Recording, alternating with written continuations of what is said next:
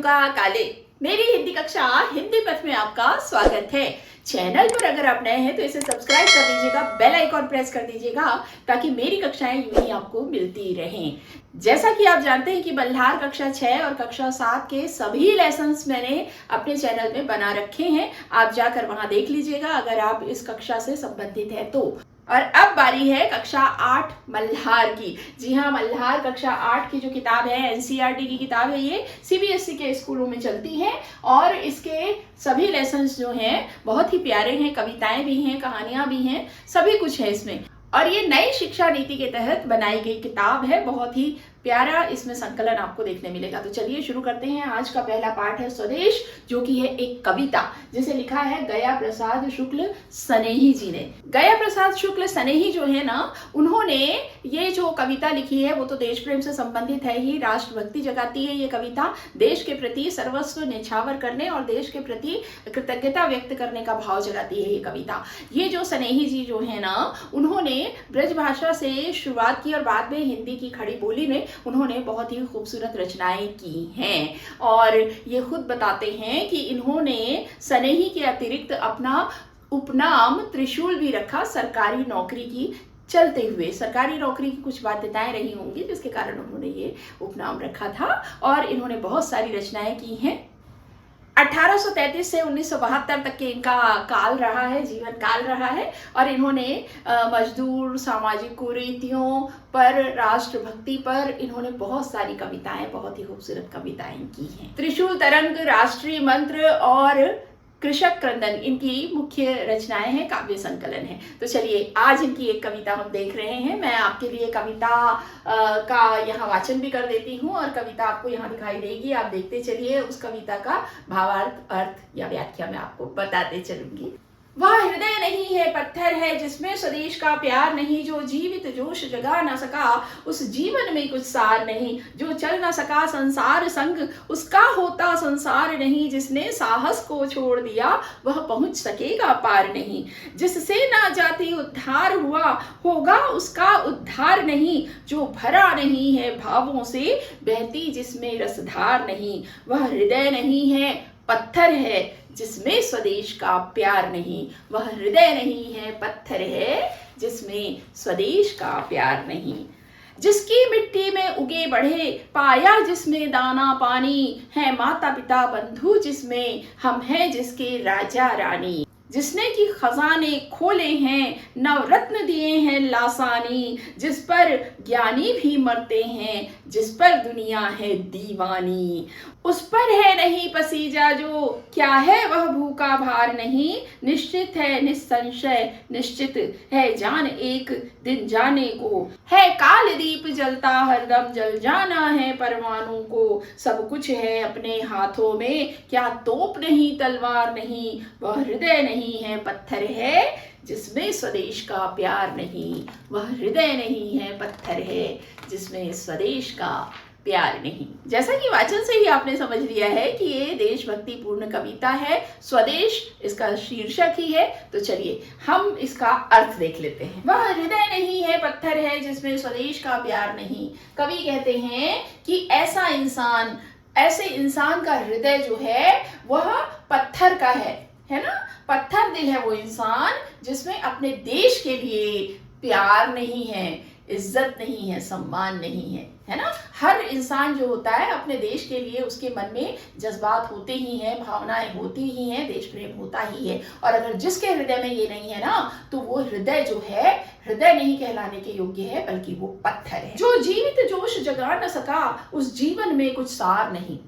वो कहते हैं ऐसा इंसान जो अपने देश के लिए जज्बात नहीं रखता, लोगों में जोश नहीं भर सकता, उसमें प्रेरणा नहीं भर सकता, सद्भावना नहीं भर सकता है, वह जो है उसके जीवन का कोई अर्थ नहीं है, कोई सार नहीं है उसके जीवन का, निरर्थक है उसका जीवन, है ना। ऐसा जीवन जो लोगों में सद्भावना नहीं भर सकता और देश के प्रति जज्बात नहीं भर सकता, स्वयं जो देशभक्ति से प्रेरित नहीं है, उसके जीवन का कोई मतलब नहीं है। जो चल न सका संसार संग उसका होता संसार नहीं। कवि कहते हैं कि जो इस संसार के साथ नहीं चल सका, यानी संसार में देखो अपना अपना रहना, स्वार्थ में रहना, मस्त रहना, दूसरे कुछ भी करें, किसी का भी कुछ भी हो, हमको कोई मतलब नहीं, ऐसी वाली भावना जिसकी है, संसार के बारे में जिसको कोई चिंता नहीं है, कोई लेना देना नहीं है ना, ऐसा इंसान जो है उसके जीवन का कोई सार नहीं है। और अगर वो संसार का नहीं है तो संसार भी उसका नहीं होगा। भाई देखिए, अगर हम दूसरों के साथ जैसे रहेंगे, दूसरे हमारे साथ वैसे रहते हैं। अगर हमको दूसरों की परवाह नहीं है, दूसरों को हम बिल्कुल दुख दर्द में उनके साथ नहीं खड़े होते हैं, उनसे प्रेम नहीं करते हैं, तो वो भी हमसे नहीं करेंगे। तो हम अगर संसार के नहीं है तो संसार हमारा नहीं होता। जिसने साहस को छोड़ दिया वह पहुंच सकेगा पार नहीं। ये जो जीवन नैया है उसमें उतार चढ़ाव आते रहते हैं, ये हम हमेशा सुनते हैं, है ना। और ऐसे में कठिन परिस्थितियों में जिसने अपने साहस, अपने हिम्मत को थाम कर रखा है, अपनी हिम्मत का दामन उसने थाम कर रखा है, तो ही वो उस कठिन परिस्थिति से निकल पाएगा। और जो ऐसा नहीं कर सकता है ना, वो उस पार नहीं पहुंच सकता। भाई तूफानों से घिरी नैया है और उस पार जाना है। अब अगर हम हिम्मत हार गए, साहस छोड़ दिया, तो कैसे जाएंगे उस पार। हम अगर हिम्मत के साथ डटे रहे, तूफानों से लड़ते रहे, तो हम उस पार चले जाएंगे। तो ऐसे ही कहा गया है कि कठिन परिस्थितियों से जूझते हुए जो अडिग खड़ा रहता है, साहस के साथ खड़ा रहता है ना, वही सफल होता है। जिससे न जाति उद्धार हुआ होगा उसका उद्धार नहीं, जो भरा नहीं है भावों से जय बहती जिसमें रसधार नहीं। जिसमें अपनी जाति यानी मानव जाति के प्रति, प्राणी मात्र के प्रति करुणा, दया, सहयोग, सौहार्द, भाईचारे की भावना नहीं है, उसके लिए ये जो संसार है वो, उसके लिए वहाँ उद्धार की कोई गुंजाइश नहीं है, है ना। वो अलग अकेला अलग सलग पड़ जाएगा, है ना। तो उसका उद्धार नहीं हो सकता है। जो भरा नहीं है भावों से बहती जिसमें रसधार नहीं। और ऐसा व्यक्ति जो भावनाओं से भरा हुआ नहीं है, जिसका मन, जिसका हृदय, है ना, और जिसमें रसधार नहीं है, यानी सद्भावना नहीं बह रही है लोगों के लिए, जिसके पास प्रेम, दया, करुणा नहीं है, रसधार यानी कि सद्भावना जिसके हृदय में नहीं है, उसका कुछ भी नहीं हो सकता। वह हृदय नहीं है, पत्थर है जिसमें स्वदेश का प्यार नहीं। और जिसका हृदय अपने देश के लिए नहीं धड़कता, देशभक्ति की भावना से ओत प्रोत नहीं है, वो हृदय नहीं है, बल्कि वो पत्थर है। जिसकी मिट्टी में उगे बढ़े पाया, जिसमें दाना पानी है, माता पिता बंधु जिसमें हम हैं, जिसके राजा रानी।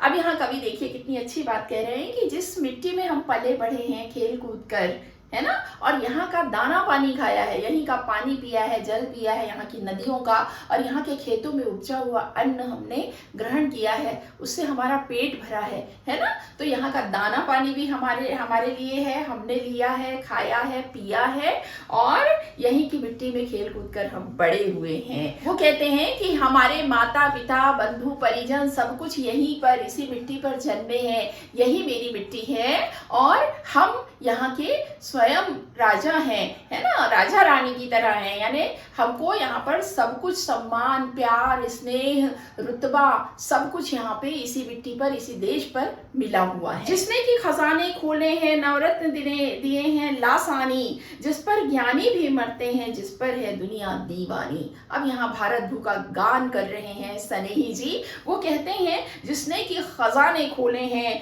नवरत्न दिए हैं लासानी। लासानी जिसका कोई सानी नहीं है, जो अद्वितीय है ना, दुनिया में उसके जैसा कोई नहीं है। हमारे भारत देश जैसा दुनिया में कोई दूसरा देश नहीं है। और वो कहते हैं कि इस देश ने हमारे लिए खजाने खोल दिए हैं और एक से एक रत्न दिए हैं, यानी अलग अलग प्रतिभाएं और अलग प्राकृतिक संपदा क्या नहीं है हमारे देश में, ये सब हमारे लिए लाजवाब रत्न की तरह है। यहाँ के व्यक्ति, यहाँ की प्राकृतिक संपदा, सब कुछ जो है, यहाँ की सभ्यता, यहाँ की संस्कृति, है ना, यहाँ जो भी कुछ इस देश में है वो सब कुछ लाजवाब है।